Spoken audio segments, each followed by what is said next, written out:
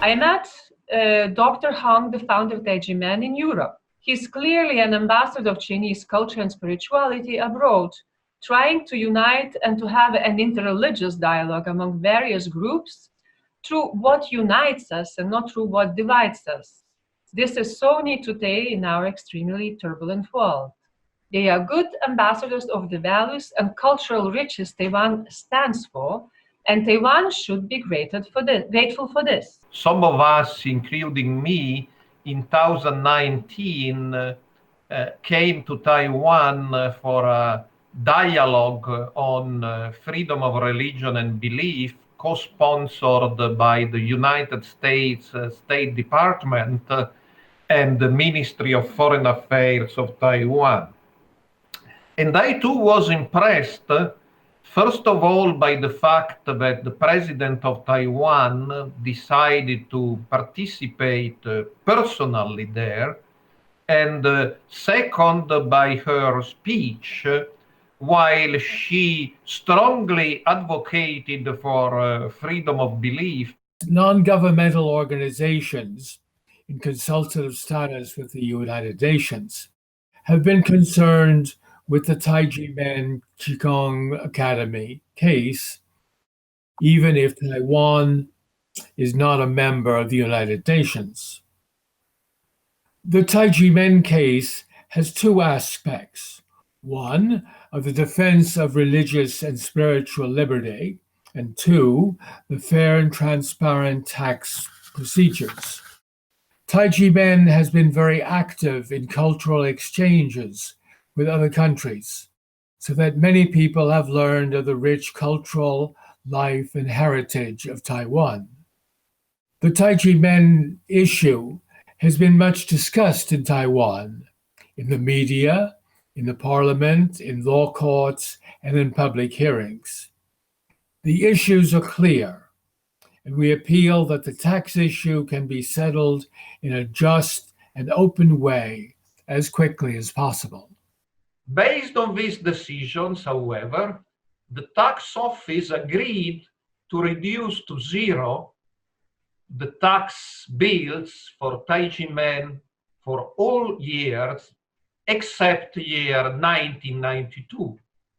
They claim that for 1992, the appeal terms had expired.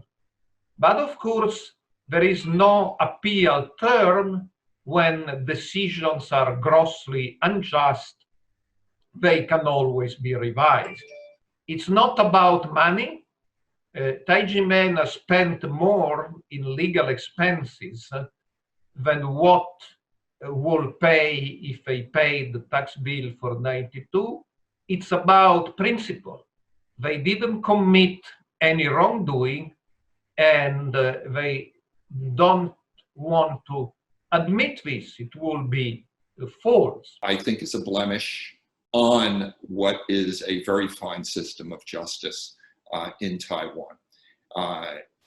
The role of government, the role of tax authorities, the role of prosecutors, their role is not to seize property, okay?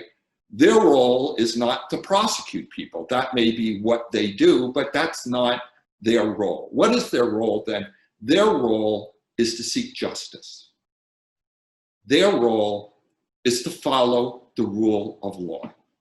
Because we're not here to prosecute or persecute people, we're here to seek justice. And if justice from information that comes and is learned afterwards shows that a prior ruling, a prior conviction, a prior tax assessment was wrong, then it should be corrected.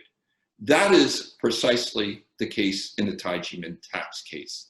And it is inconceivable to me that there's even a discussion about 1992. Because the situation and circumstances there were no different than they were for the other years in which there's been a negotiation down to zero of the tax liability. And the world is watching. People are watching how this case is going to be handled. And I encourage all of the decision makers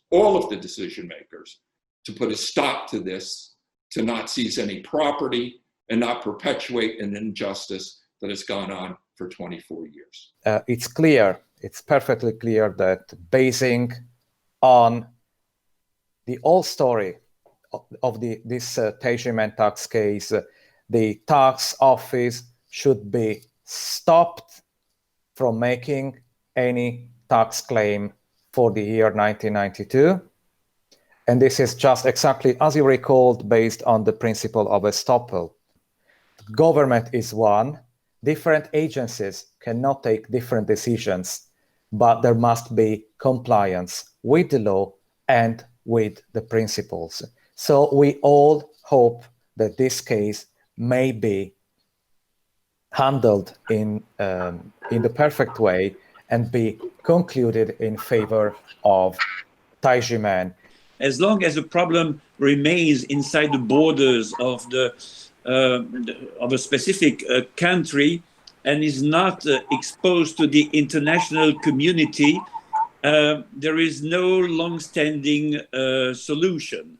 Building up a coalition of scholars and human rights NGOs and NGOs defending religious freedom, so that Taiwan, which is a thriving democracy, and I want to really stress it, that I've been in Taiwan and I really hail what they have achieved in the last centuries and even now in this period of pandemics. So give visibility to your cause in all the ways that are at your disposal, and we can help you.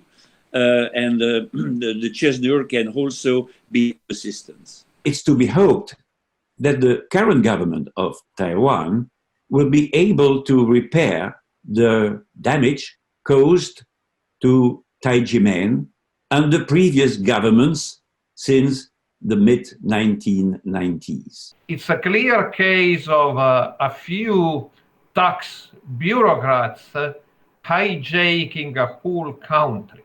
This case and the misguided activities of a few bureaucrats really can damage the international image of Taiwan, when I believe Taiwan should and can count on international support and friendship. So I appeal to the President of Taiwan to intervene in this case and to secure that what officers of the government and the highest courts in Taiwan have said it should be done, namely stop what remains of the taxation against Teijimen.